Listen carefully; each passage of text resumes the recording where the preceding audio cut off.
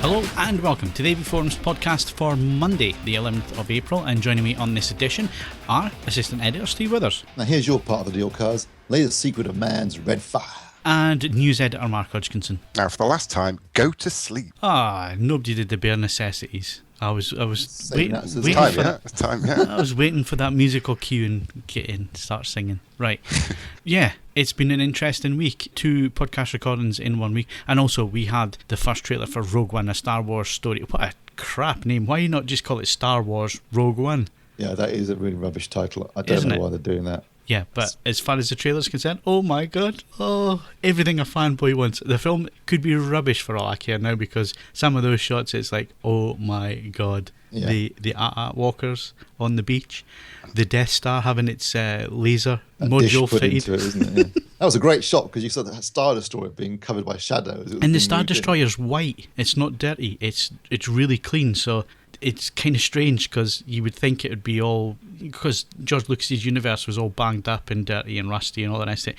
It's super clean and super white in that shot. Yeah, although I suppose, the Empire has got more money than the Rebellions. Maybe that was a brand new Star Destroyer just off the production line. But it was cool seeing, there was a couple of nice little touches in it. Obviously, they're on Dantooine, by looks of it, which is the base at the end of Star Wars.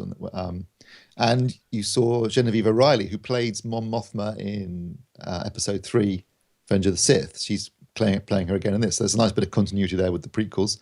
I was well jazzed. I thought I'm quite excited now about this. It looked, it reminded me of a grittier live action version of Star Wars Rebels, which, by the way, is also worth watching if you haven't seen it, because I think that's quite enjoyable too. So, and they're set in the same kind of time period. So this is before Episode 4, the original Star Wars. Apparently, it takes place 5 years after Star Wars Rebels and just before Episode 4. Right. So the jokes that everybody are going around with at the minute, saying there was many Bothan spies died. That's wrong. That's wrong, because that's Return of the Jedi. Yep. That's Death Star 2. Just to be pedantic. And we might well see a tall, black-clad, heavy-breathing individual in this film as well, apparently. So. Me. Yeah, well, I was looking for. I was looking and hoping that he was going to be, because the Imperial Guards were there. I don't know if you noticed that. There's a shot with the red Imperial Guard. And there was somebody kneeling in front of something, but it wasn't Vader, I don't think. No, that wasn't Vader. That there was. It's almost as though you're right, Phil. They were going through a fanboy wish list, weren't they? Just ticking off what they could stick in it. Like, we want to see a bit of that. Want to see a bit of that. Bit of Vader would be excellent. There were rumours also of a CG recreated Peter Cushing from Grand Moff Tarkin, but we'll see. And did you notice that the last shot on? I take it it's another strong female role in this film. But did you notice her last shot? She was wearing a TIE fighter. Yeah, she's wearing an Imperial U TIE fighter uniform. Yeah. And then suddenly I thought Rogue One. So maybe she's the Rogue One. Maybe she goes rogue or something. That was quite a cool shot. Yeah, suddenly it's. I'm really excited again about another Star Wars film at Christmas. The only thing that stood out for me was there was an Asian bloke there doing martial arts. Yeah. And that kind of stood out, thinking, what? I don't get the connection here. I don't know much of the canon between these bits, but I didn't get that. Couldn't fathom that bit at all. It was kind of like crouching Crouching Tiger, Hidden Jedi. Hidden Jedi, yeah, that was something. Yeah, I don't know whether that's just trying to pull in another bit of audience or not. I don't know. Yeah, that did seem incongruous. How many times have you watched this trailer, by the way, you guys? Probably a bit. Yeah, you've probably got too much time with you guys. I've only seen it once, but it did completely hit the spot. Absolutely. I think I've watched it about 10 times now. Laura Sidney was getting quite annoyed with me yesterday when she kept hearing that klaxon, the siren thing going off halfway through the trailer. Will you stop watching that bloody trailer? Oh, my wife watched the trailer and she said it was brilliant. She thought it was brilliant. She won't go and watch the movie, but she thought the trailer was excellent. So they're obviously doing a good job with these trailers. Yeah, I mean, obviously the trailers is good, but it's an interesting time period that they've chosen, as it's not following a Solo or a Skywalker like the prequels and the originals, and as it looks like the main films, episodes 7 and 8.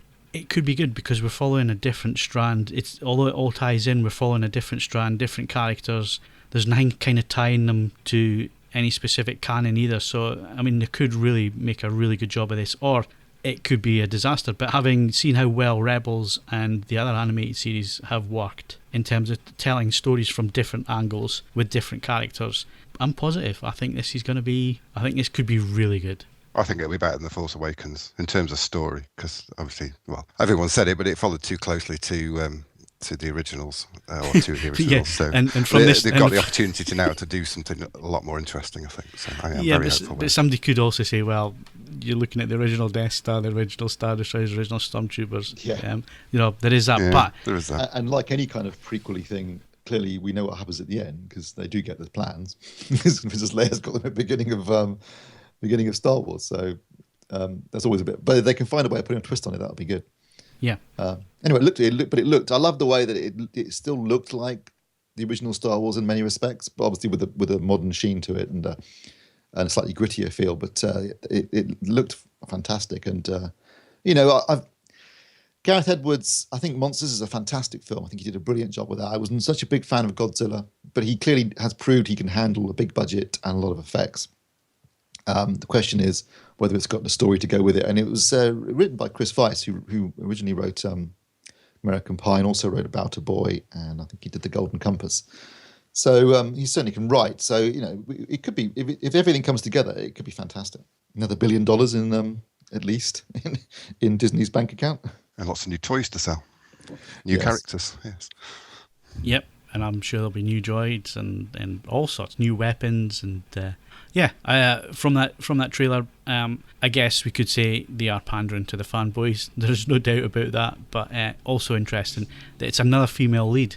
I mean, if they want to drag in a female audience, then that's the thing to do. That certainly appears to work for them on Force Awakens. I mean, it was always going to be successful, but Star Wars did historically skew towards boys and men for obvious reasons. And I think with the Force Awakens, that balance was much more 50-50. So they've their approach, whilst it might be considered slightly cynical, although I think is also a long overdue redressing of the balance, it certainly paid off so far. Obviously, the timing of this trailer is to tie in with the fact that on Tuesday of this week, that we were recording the podcast, Star Wars: The Force Awakens came out on Blu-ray in the States, and it comes out in the UK a week on the day of the podcast going up, so the 18th of April. Just for those who know. Already aware of that fact. I think the whole universe knows. I think the whole universe knows that, Steve. The only reason I didn't get the US version was that Amazon couldn't get it to me in time. I ordered it. I would be ordering too late to get it. It would actually arrive the same day as the UK release, so I may as well just get the UK. Mine's currently at Heathrow, so should be. Are you tracking it, Steve? Yeah, on an hourly basis. I'm surprised you're not getting in the car and driving to Heathrow just to pick it up. I'm quite near it later on this afternoon, actually. I could nip in and... So anyway, that's Rogue One, a Star Wars story. I don't like that title. Just call it Star Wars Rogue One, please. That just make it perfect. Right, Mark, competitions. We have one for all members, and it's a copy of Labyrinth on Blu-ray, and that one closes on the 9th of May, 2016, of course. Okay, and any previous... No, there won't be any previous... No. Yeah. We had that last week, so we'll have to wait to the 9th of May. Yes. Okay, let's go into hardware news, and lots of things happening this week. We've even got an event this afternoon, which at the time of recording, sadly, we're not going to be able to tell you about till the next podcast. But anyway, there was lots happening this week, and the main event was LG announcing their OLED lineup for 2016. Now, we knew which models were coming from CES, although what we didn't know was the pricing and what kind of features they were going to have up and down the range. But now we know, Steve. We do. We did get a look at CES at a couple of we got a look at the G6 and the E6. And at this event, I got a chance to see the G6 again and also the C6. So haven't as yet actually seen the B6, which is the kind of, although they don't like just to use these words, entry-level OLED TV for this year. That's a flat screen, no 3D, B6. And that's going to be $2,999 for the 55-inch version and $4,499 for the 65-inch version. Interestingly, the C6 and B6 are priced the same. Now, the C6 is the curved model I did see on this week, and that does include 3D, but they're the same price. So it would suggest that the LG are thinking there's going to be a premium or more interest in the flat version than the curved versions. They're adding a little bit of a premium to it because one does have 3D and one doesn't. Other than that, though, they are identical in terms of their performance and a similar looking design as well, as far as I can tell from the pictures. As I say, I haven't actually seen the B6 in the flesh yet. They also had the G6 and the E6. So the G6 is the flagship model. This has the big sound base that can actually be moved if you want to wall mount it. Again, flat screen, it's got 3D. All these TVs are premium UHD, and they also have Dolby Vision, HDR10 support as well, of course. And that's going to be in a 65-inch model, which will set you back $5,999 roughly, and also a 77-inch model, which will set you back a trouser-wetting £24,999. And then there's the kind of, I think, possibly the sweet spot for a lot of AV enthusiasts, which is going to be the E6. The E6 also comes in 55 and 65-inch screen sizes.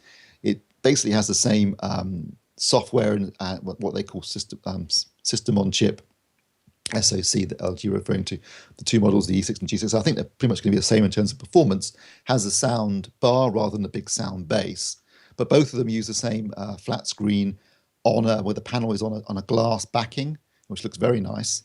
And that comes in, again, 55, 65-inch screen sizes. So it's going to be $3,499 for the 55-inch and $4,999 for the 65-inch. So the big question becomes, do you go for if you're looking for a flat screen OLED this year, do you go B6 or E6? And I guess the question then is whether you think the E6 is worth the extra 500 quid for 3D, if that's important to you, and the built-in soundbar, and possibly a tiny incremental improvement in performance, because they were suggesting that the G6 and E6 might be slightly better because of the slightly different system on chip that they're using, partly due to the fact they have these built-in soundbars and other features. So there might be a slightly better improvement. They were talking about 99% of DCI for the E6 G6 and about 96% for the B6 C6. It depends on whether you think you're going to notice a difference or not. And whether the £500 would rather be spent on maybe an Ultra HD Blu-ray player. They did some demonstrations, so they had two G6s next to each other and two C6s, and that was great because I think it's the first time I've been to a demo of HDR or a TV showing HDR and a TV showing SDR where they were actually the same television set up correctly. And we watched a clip from, it was a trailer basically for Mozart in the Jungle, which is available on Amazon Prime in HDR.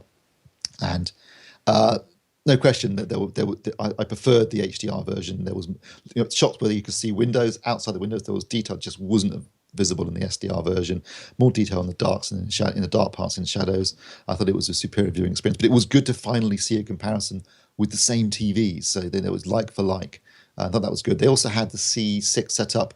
One showing a Blu-ray of Pan, and the other one showing Dolby Vision encoded scenes from Pan. So the same scene in Blu-ray and the same scene in Dolby Vision. I think it would have been a fairer comparison to have done the Ultra HD Blu-ray that's available already against Dolby Vision. But anyway, clearly the Dolby Vision was superior. It was, the much wider color space, far more detail in bright parts of the image and clouds and this kind of stuff. It was a very vibrant, dynamic image, and I really liked it. I thought it looked vastly superior to the Blu-ray, which just looked washed out and insipid in comparison. When the colors you would have thought UHD with HDR10 against the Dolby Vision is more of a fair comparison to see what Dolby Vision does above the HDR10. Absolutely, because to me that seems like a fair comparison, because you're thinking about it, with HDR10 against Dolby Vision, yes, there are differences in terms of the way that they're encoding some of their content Dolby R, but will you really see a difference on a TV, particularly when you consider the TV itself, at best, according to LG, could deliver maybe up to 800 nits, very small peak brightnesses, very small specular highlights in the image. So you can think, well, are you going to notice a difference? Obviously the color gamut is the same for both content. So that would be an interesting comparison. Now, interestingly, Dolby did give us some what they've called Dolby Vision test kits, which included a USB with those scenes from Pan. Mine just arrived this morning. It looks really nice in that little tin. Yeah, it's quite cool, isn't it? No expense has been spared, to quote John Hammond. USB stick with those scenes from Pan encoded in Dolby Vision. Now, I've actually just ordered Pan on Ultra HD Blu-ray, so I will do a direct comparison of the HDR10 Ultra HD Blu-ray against the Dolby Vision encoder stuff, so we'll see. But obviously the elephant in the room, Stephen, the obvious question here is, there's a UHD version of Pan available now. It's HDR10. It's not Dolby Vision. Yeah, and it's interesting because that's a Warner's title that was supposed to be originally going to be Dolby Vision, and they were apparently these were the encodes were done, or the transfers and masters were done by Dolby, so they were done at 4,000 nits.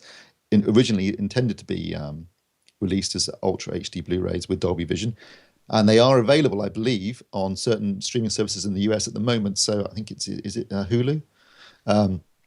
where you can watch the Dolby Vision version of Pan, for example, on streaming. Obviously, much lower bit rate, 20, 30 megabits a second against 100, but that is available. But for some reason, the initial Ultra HD Blu-rays from Warner Brothers and from Sony, both of whom originally said they were going to support Dolby Vision, don't have Dolby Vision. Obviously, there's also no Dolby Vision supporting Blu-ray players yet.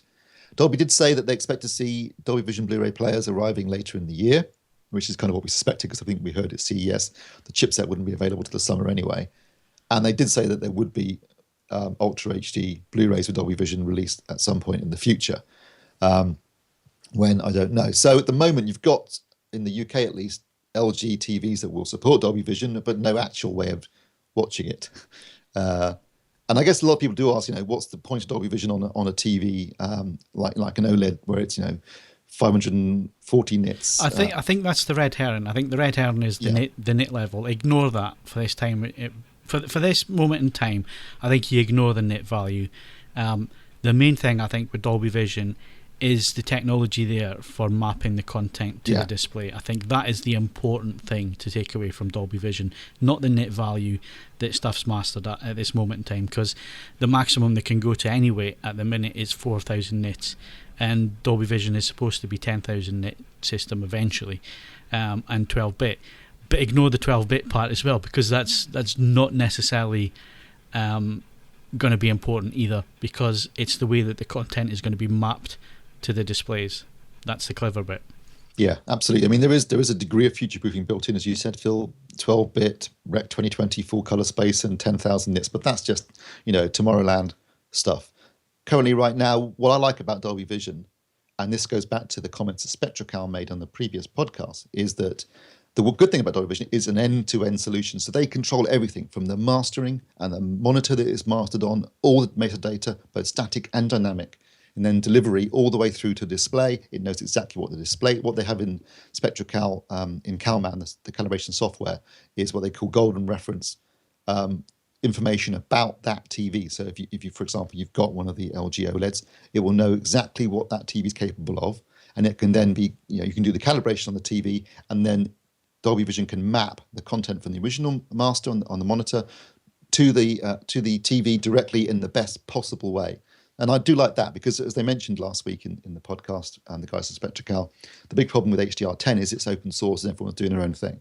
At least with Dolby, it's a closed end-to-end system, so you know exactly what you're going to be getting at the end of it. And I do like that aspect of it.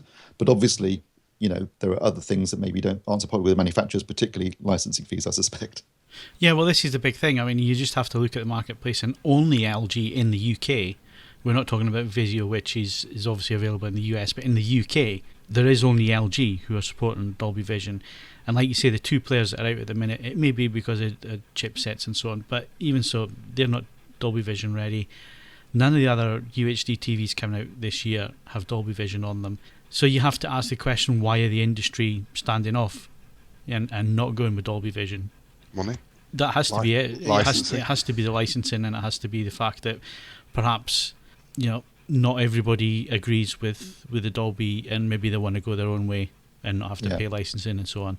Or give up the control as well. It's the control too. Definitely the licensing fee might be an issue, but there's also, you give up an awful lot of control here. Basically, you're just giving up, as far as high dynamic range goes, on your TVs, it's completely the responsibility of Dolby Vision. You're completely at the mercy of a third party. And obviously, given the experiences some of them have had with, say, Android, for example, maybe they're reticent to do that in case, because then you really don't have any control of your own over the HDR performance of your television. Of course, HDR10 is, there are going to be some spec changes coming up, and some of the technology is this remapping technology.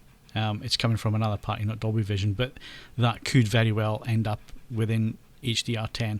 Whether the TVs available now that do HDR10 could be updated is a bit of a unknown. And it's unknown when this new HDR10 standard is going to come in, but it is there and it does exist. And I'm sure it was Technicolor's side of things that they're now open sourcing that. So yeah. So I mean, there will be things like dynamic metadata in HDR10. What they need to do, if they don't want to use Dolby Vision, the other manufacturers need to sit down and just agree a set of standards that they can all abide to, because no one wants everyone just doing their own thing, because it ends up with nothing but confusion for everybody. But then obviously the argument is, well, just go with Dolby Vision because it's a solution, all-in-one solution. Yeah. It's certainly the easiest solution. I guess that's what LG thought. Definitely Wild West, isn't it? Yeah. Now, as far as the LG TVs go, aside from the Dolby Vision aspect, of course, they also support HDR10. And I've got to say that looking at the TVs in terms of their performance, LG were very keen to emphasize that they've been making improvements this year on the previous generation. So they put up a 5%, a 5RE grey full field pattern to show that there was none of the dark edges or the vignetting that we've seen on previous generations, although I have to say that was significantly reduced anyway on the previous, was it the EF 950? So that was a good thing. They also were showing with the 24 down to 0 flashing video levels. You can see 24 and you could just see 17. So you had a bit more shadow detail, a bit more detail just above black, which again has been something that OLED struggled with in the past. So they seem to have improved that. And I've got to say, looking at the G6, very, very impressive looking television. I mean, we've, aside from the benefits of OLED that we all know about, so things like, the incredible black levels, of course, the wider viewing angles, the great colors. They've also got to remember that when it comes to things like HDR and specular highlights, because it's self-emitting, you can get very bright, very tiny areas of the screen, which you couldn't do with an LCD LED TV, where even with like a 500 LEDs at the back, you're still limited to how small you can actually go and can still control it. Whereas, of course, in terms of OLED, you can go down to a single pixel. So that, again, lends itself to HDR in ways. So people might be thinking, overall brightness, etc. That's not really the point. The majority of the brightness of an HDR signal is going to be sitting around 200 to 400 maybe at tops. It's the little peak brightnesses that are important for terms of giving that kind of dynamic impact. And OLED is perfectly positioned to deliver that in a way that LCD LED can't really do because of the, because of nature technology. So that's something that was impressive. And I've got to say, I'm very excited about this new range of OLEDs from LG. I think they're really pushing the boat out in terms of performance. I think the pricing is realistic and competitive given what given what's in these TVs and what they can do. I think that the pricing seems fair to me. And they said themselves, they've really been pushing OLED, because I think one of the big things they've got to deal with is not amongst the enthusiasts who obviously understand and know what OLED is. It's amongst the general consumer who has no idea that it's a new technology. And they think they said they spent 10 million during the fourth quarter alone in promoting the technology. So obviously had that big Super Bowl advert that Ridley Scott directed, that kind of thing. Really pushing it. And it seems as though that in terms of sales, it's paying off for them, because they were saying that they were the number one spot for TVs priced over £1,500. So they're sort of attempt to position themselves as obviously the dominant provider of OLED and also a premium brand. I think the big gamble they took over the last few years has been to pay off. Okay. And I guess the interesting thing is that come IFA time, which is not that far away, really, if you think about it, No. we're likely to see two more OLEDs from different manufacturers. Well, we know the Philips is coming. Yeah. And I think if you're a betting man, you'd put money on Panasonic at least having something as well. Yes, definitely. And that would be good. I mean, everyone likes a bit of competition. Obviously, they're going to source their panels from LG Display, but in terms of the performance and the features, it'll be interesting to have some alternatives and things to compare LG to. And I think it's going to be really interesting this year. Tell the cat to shut up. Yeah, I was just going to tell the cat to shut up. Obviously agrees with you. I don't think it's that restrictive, the panels only coming from LG. Because if you look at the LED, LCD market, a lot of the panels from all the different manufacturers come from, 2 or 3 sources. So I'm not sure it's all that restrictive. I've got a lot of noise in the background now. She's lying down now, so hopefully she'll be quiet. What she was doing was announcing her return from outside. All right, okay. She's got a present for you.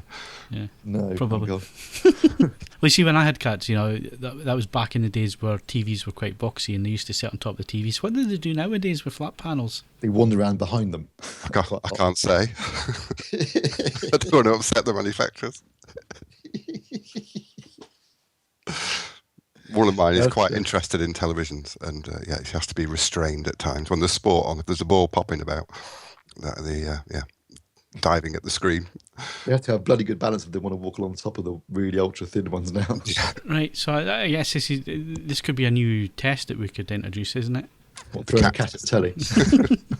How cat proof is the screen from the claws? And I guess now you've got a Panasonic model with Alcantara in the back. Oh dear, yeah. Or a moth eye filter on the front. You wouldn't want that getting scratched, would you? And they like moths as well, don't they? Yeah, and there's now a plane crashing somewhere in the background. That was a plane flying overhead, yeah. Anyway, so wrapping the up on peace this. and quiet of the countryside, eh, boys? Yeah. Peace and quiet for the podcast. Yeah, this is what we get recording in the morning time now.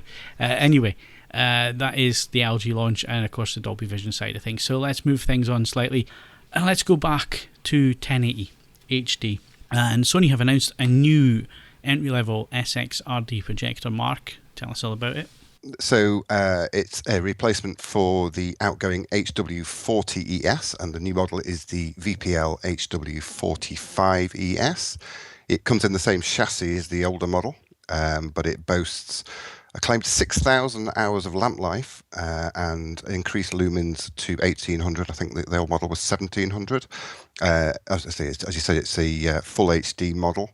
It's got built-in an RF 3D transmitter, so while TV manufacturers are dumping 3D, projectors are still going strong.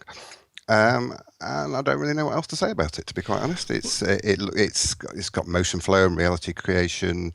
It looks like, I don't know the price yet, but it looks like another solid. I think I would take a guess at about $2,000. Yeah, it's not going to be much different from the 40, is it? Because the one that I've just reviewed, the HW65, and the review will be going up soon.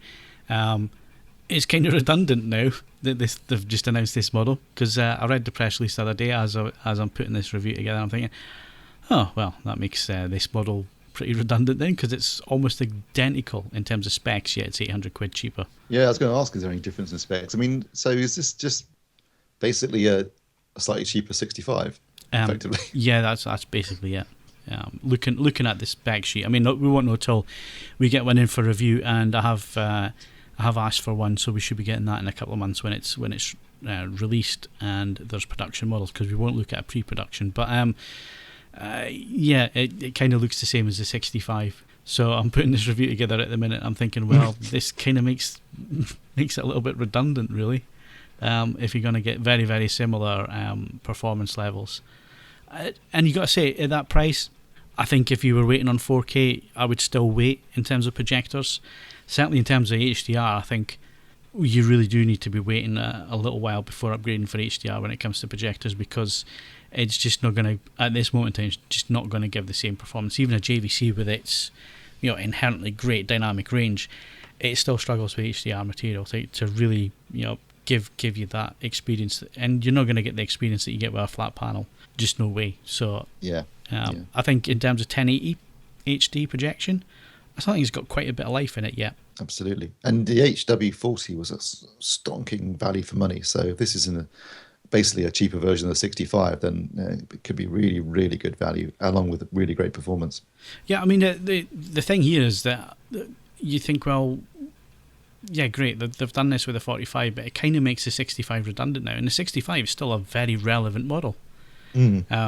Like I say, we've just reviewed it, we've just had it in for review, so it still is a really relevant model to have. So it seems a little bit strange from that point of view, but in terms of 1080 projection, there's still lots of big plus points. I think if you go a little bit further up the scale, you start hitting the JVC X5000, which does eShift 4, which is really good, excellent, and obviously it will accept 4K Blu-ray, it will accept 4K material, it's HDCP and so on. So you're still having to hit the $4,000 price mark before you start getting that kind of performance. So anything below that, I think 1080p wise, it's still very relevant. And the performance level, I mean, the one thing I will say about the HW65 is it is a cracking projector. Black level's not JVC standard, and not that great for an SXRD projector, but you've got to remember that they're hitting a price point.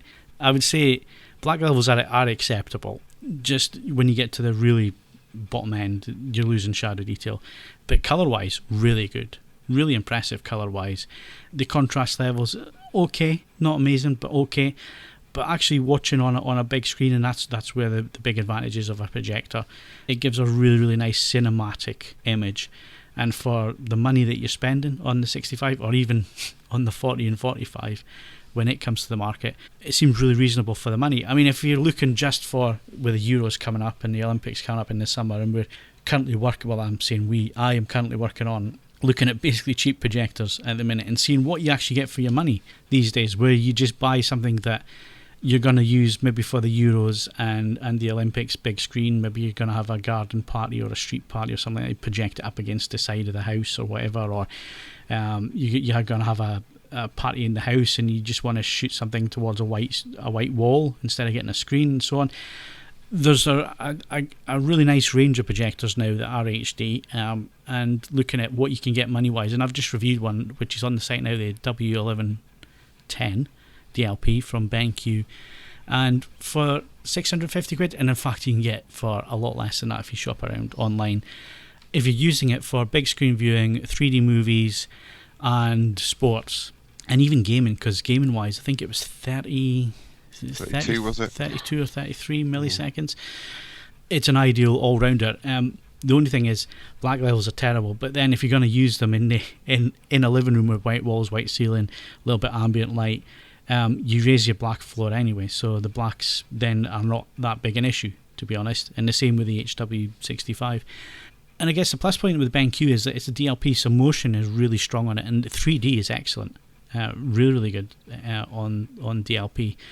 So if you want something cheap and reliable, we'll have a whole lineup of stuff that we're trying at the minute. Some of them are not great, and obviously designed for other things, because what you tend to find at this price point is they're dual role projectors, so they'll have a business mode in them, or they'll have ways of doing presentations and so on, because that's again what they'll be used for. The Dell that I have in at the minute is a perfect example of that. It does have a movie mode on it. It looks okay. It's a DLP projector, lots of rainbow in. So obviously the colour wheel is not unlike the BenQ, where they spend a little bit of time on the colour wheel and the colour wheel speed and so on, and using RGB colour wheels. I'm not 100% sure what Dell's using, but a lot more rainbows there. But anyway, that's coming up with the Euros and the Olympics coming up this summer. We're looking at big screen for little money and see what kind of value you get. But if you're looking for a movie projector under £1,000, I would still say the W2000 from BenQ, although we're getting the W3000 in at some point, so that might be a bit better. Well, we mentioned 3D. That was another thing with the HW65 that is a strong point, and it seems to be a thing with Sonys. They're either great or they're rubbish with 3D. HW65, brilliant, really, really good. So maybe the 45 would be rubbish to make the 65, justifiable. It's not a price point thing, Mark, because I remember being bitterly disappointed when I reviewed the first VW 500. Well, I just did the 520 and it wasn't great. Yeah. It wasn't great. So it seems to be a bit of a... And apparently it can also vary within the same model number, from unit to unit. So it's a bit of a lottery sometimes. Yeah, and it doesn't matter what you do with the controls and stuff as well. It seems really odd. Anyway, so that's the displays out of the way. Let's move on to Sky. Another news story, Mark. Yeah, it's just a quick one. This is just the expansion of the Sky Go service. So it's got 3 more channels added, which is E-Entertainment, Sci-Fi, which has some good stuff on it, and the Universal. I'm not sure what the Universal channel has on it there, but it's always good to see expansion. I think Sky Go now covers up to 60 channels. I think that's right. So Sky Go is an app that's available through your mobile, your tablet, or your PC, and it allows you to view live and on-demand programming from the channels you're subscribed to, and it comes part of your Sky package at no extra cost, I believe. So it's always good to see the expansion of that. I don't have Sky, I've got Virgin. They offer a similar thing, and yeah, it's really handy. It's also good it's a good way of having multi-room in a way. You can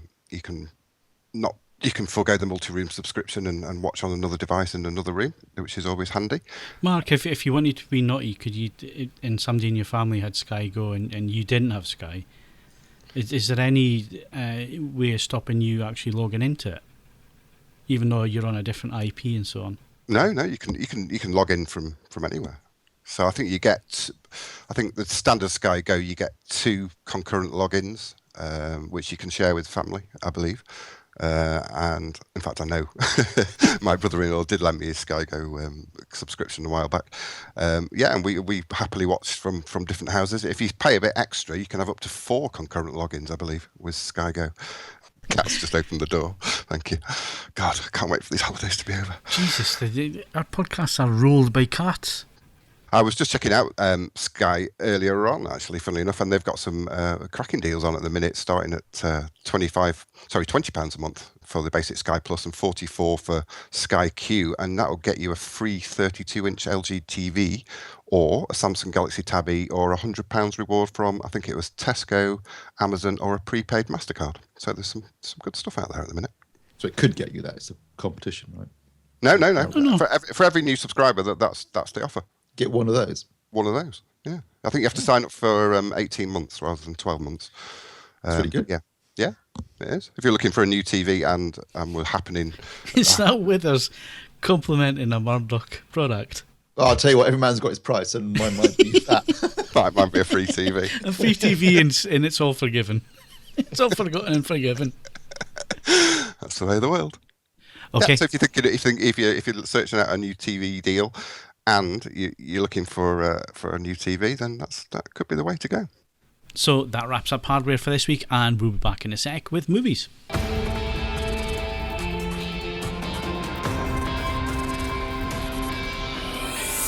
So, Steve, we don't have any cinema review this week, but what's coming up at the cinema on Friday? This Friday, the big release is The Jungle Book, which is a live action, or semi-live action, because obviously a lot of the animals are going to be CG, but a live action remake by Disney of their famous 1967 animated film, The Jungle Book, based upon the story by Rudyard Kipling. Got to say, Jungle Book, the original Jungle Book, is one of my favourite, if not my favourite, Disney animated film. I think it's great fun. It's got a fantastic voice cast and definitely the best songs of any Disney movie, Disney animated film. So I wasn't convinced by, I don't know if I want them to remake Jungle Book, but they've been going through a process of remaking a lot of their animated films into live action films, starting with Alice in Wonderland, which was a big hit for them, and they've more recently done Cinderella, for example, and now they're doing The Jungle Book.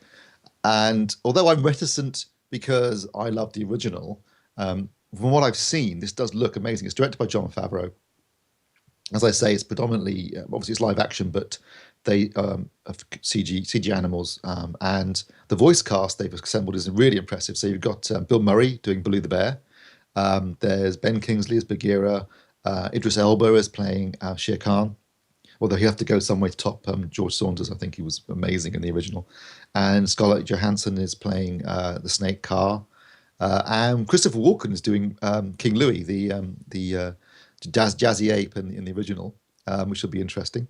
So it's got an interesting cast of voice actors, as well as it's shot, apparently, I believe this was told to me by IMAX, that as a test, Disney actually did finish this film using Rec 2020 colour space, which would be interesting. It might well be something that comes into play a few years down the line. But it looks technically impressive, and I probably will go and see it out of curiosity more than anything else.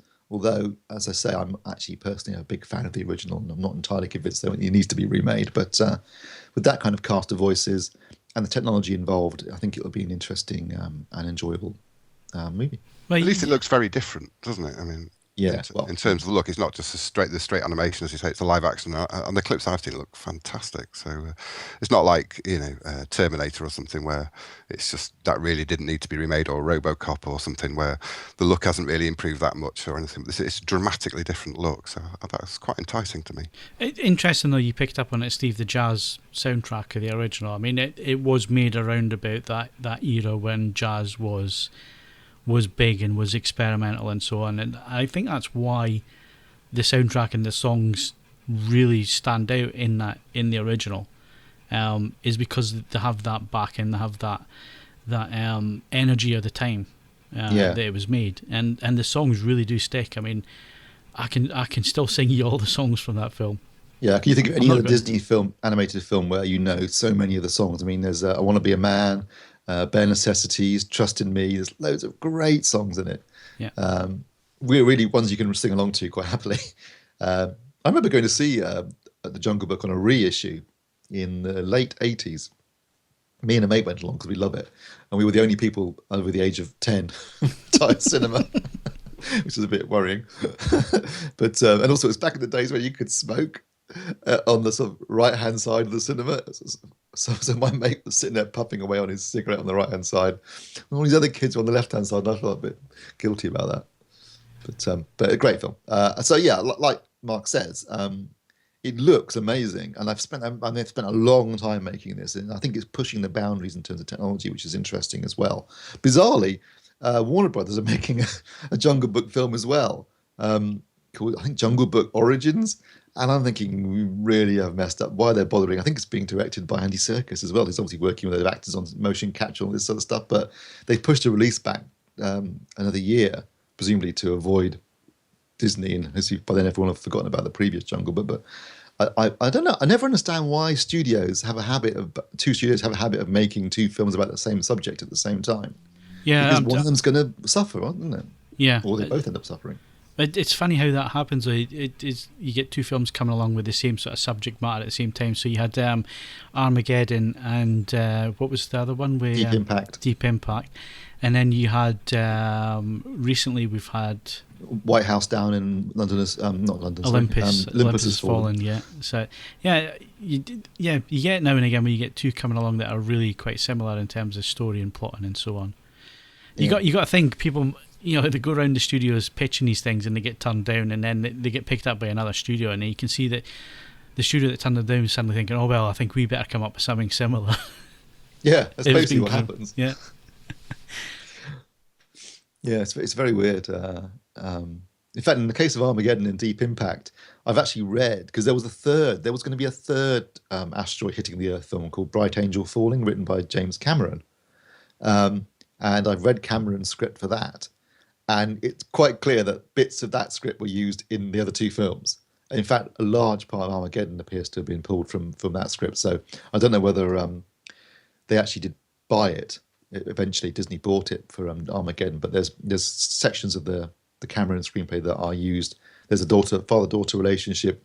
The bit about slingshotting around the moon, the shuttles, trying to put the bomb on the asteroid. That's all straight out of this Cameron script. So I'm guessing that might have been used in part for Armageddon, which I absolutely love, by the way. I mean, it's really stupid, but it's great fun. It's a damn sight more fun than Deep Impact, which is plainly boring. Okay, so that's Jungle Book. It comes out on Friday. Coming out today on Blu-ray if you're listening on Monday. Mr. Robot, Bride of Re-Animator, Trapped, and 3 Days of the Condor. Mr. Robot, I'm up to episode 6, so I'm kind of at the... It's taken me a while. Because I think if you're a regular listener to the podcast, you remember that I probably discussed episode 1 back in March last year. It's one every 2 months you got to. Well, I didn't know. I had time for the first time in a long time. I had some time the other night, and I was sort of, right, what am I going to do? Watch a film, or actually, I could probably get through another 4 episodes of this in the same time as watching a couple of films. So I just cracked on and got to about episode 6, and I'm at the season down point, the low point before it starts building up again. But I've got to say, it's kind of going the way I thought it was going to go, but there's a few twists starting to appear now, and the screws starting to get turned. And the episode that I've just watched had a really strange dream sequence, so now you're really confused as to what's going on. So yeah, I think if I get time over this weekend, I'll crack on and get the rest, because there's only 10 episodes, so I think I can crack on and get the rest of it done. And this on Blu-ray is going to be absolutely fantastic, because streaming-wise, the picture quality is really good, and the soundtrack, even though it's Dolby Digital Plus through Amazon, really, really nice sound design. Really nice sound design. So it's going to really be good on Blu-ray, I think. Yeah. Right, so Bride of Re-Animator, don't know about that one, Steve, never seen it. I have seen Bride of Re-Animator along with the original Re-Animator, sort of mid-80s gory horror film, but with a sense of humour. I don't actually think Bride's as good as the original, the Re-Animator, the first film, which is really quite funny and good fun. Bride of Re-Animator I found to be a bit more of the samey. But if you're a fan of sort of, that mid-80s horror genre, then definitely one for you. Trapped is one of those Nordic noir series about a small town in Iceland who, the winter kicks in. They're basically stuck in a town, blocked in by a massive storm, along with a killer. And they find a body at the beginning, and so they're trapped with a killer and trapped by the elements. And apparently, Simon, who reviewed it, said it's absolutely superb, really nail-biting, really exciting. And so if you're into Nordic noir, worth checking out. And finally, 3 Days of the Condor. And apparently this is the first release of this film on in the UK on Blu-ray or DVD, I think maybe even home video at all, since it came out in 1973. And that's a shame, because 3 Days of the Condor is a fantastic film. It's Robert Redford. He plays a CIA analyst, and everyone else in his the place he works gets killed by a hit squad, and he has to go on the run. And it's a really exciting film. It's really, really good and very influential. Definitely influenced Captain America: Winter Soldier. Very influential on Enemy of the State as well. If you've seen that, the Tony Scott film with Gene Hackman and Will Smith. This is a really good film, directed by Sidney Pollack. And so if you haven't seen 3 Days of the Condor, I would highly, highly recommend it. And of course, all of these, bar Mr. Robot, are up on the site now. So go and click on reviews and then click on movies, and you'll find them all. So go and have a read if you're interested in those ones.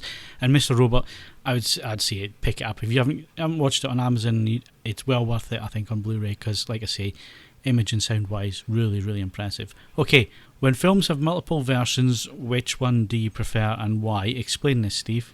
Well, the reason I was thinking about this was because a few weeks ago we were talking about Apocalypse Now, and Ed was saying he preferred the Redux version of Apocalypse Now, the longer cut that was released more recently, whereas I prefer the original theatrical release.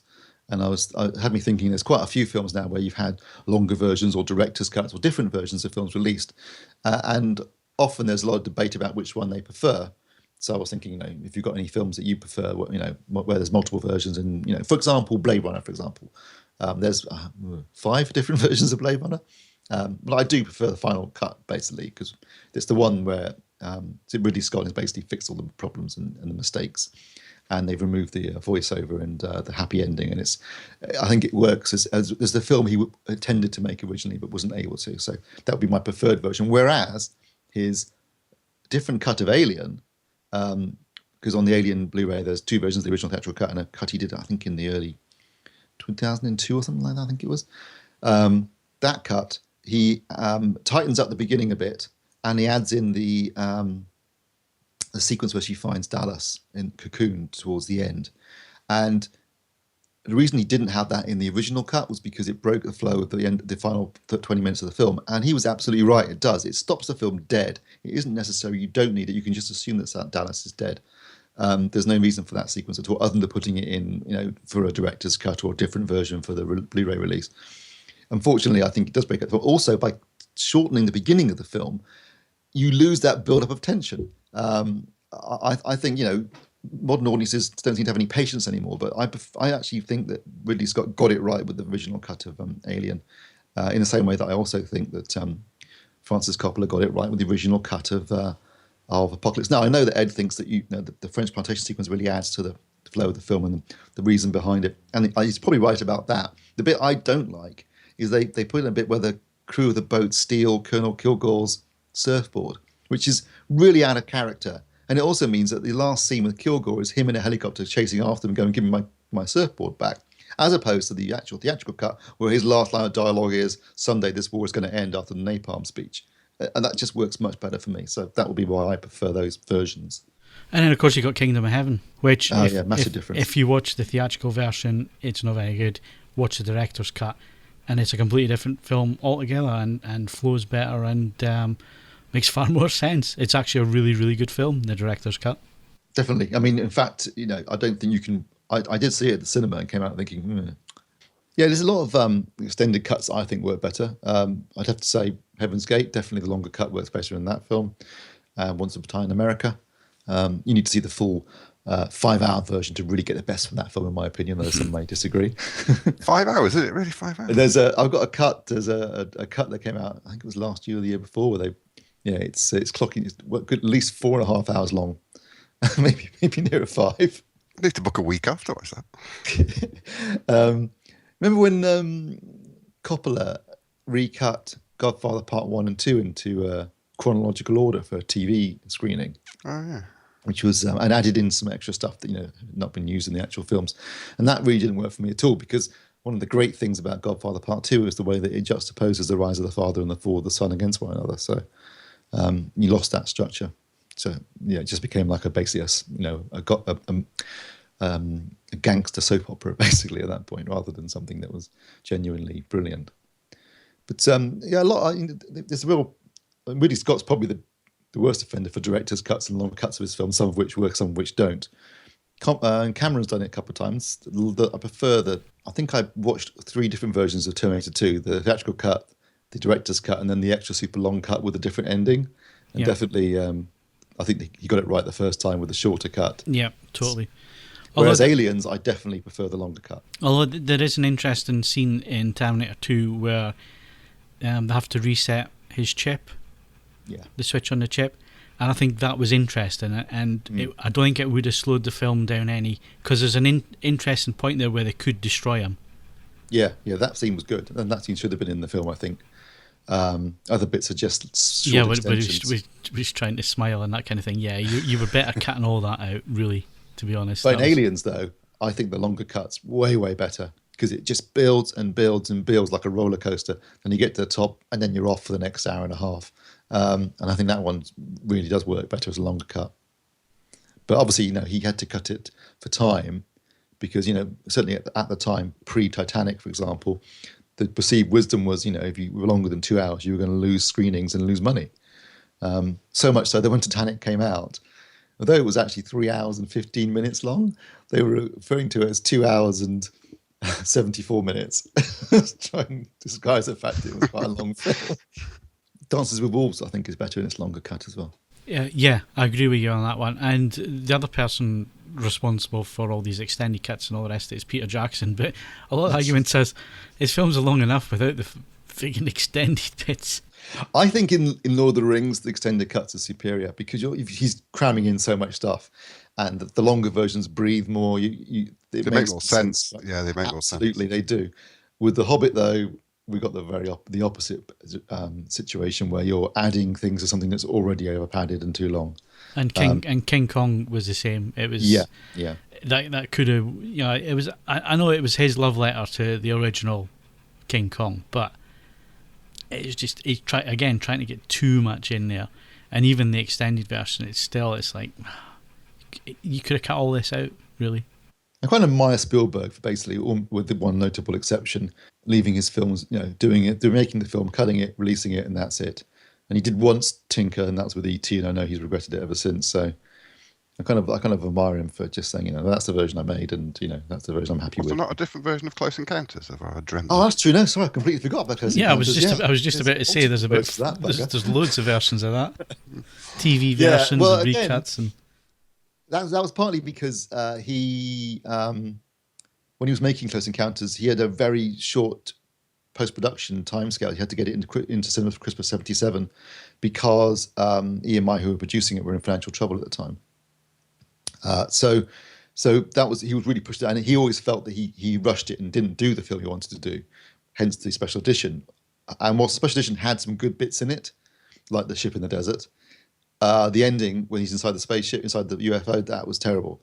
I think the final version that he's done, he did a final version where he combined the best bits from both films, and that version really works well, I think, because it doesn't have the bit inside the mothership, but it does have the things like the ship in the desert, which was a really good scene, and also more of the stuff of Roy going nuts, basically, and which was cut out. A lot of that was cut out of the special edition. So his family leaving him makes no sense. It's like they just suddenly leave him. Whereas obviously in the longer cut, with all the stuff where he's basically going bonkers, you kind of understand why his wife legged it.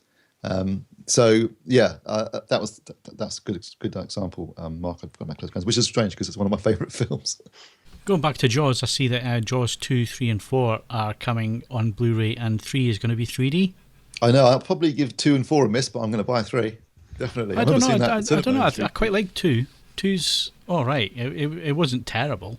I think I'd pick up 3 just for 3D, but 4 definitely leaving that alone. Michael Caine on a plane with a shark. They showed the Jaws 3D on TV once, and there was some anaglyph glasses on the front of the Radio Times or the TV Times. Back in the 1980s 3D boom, there was definitely an attempt to deliver it on television using anaglyph, which It was terrible, wasn't it? at all. Yeah, I mean 3D's had 30-year cycles since the 20s, so I guess we'll be all going through another 3D boom in when 2040. If you're We're still all too around. old to see it. Or dead. Thanks for that, Mark. Okay. And on that dead bombshell, that's it for the podcast this week. My thanks to Steve Withers. Good show. Now I must continue my search for the helpless little lad. And Mark Hodgkinson. A rolling bear gathers no hair. Keep with the beat. Don't forget, you can follow us on Twitter and Facebook, bookmark AVForums.com for the latest reviews, news and video.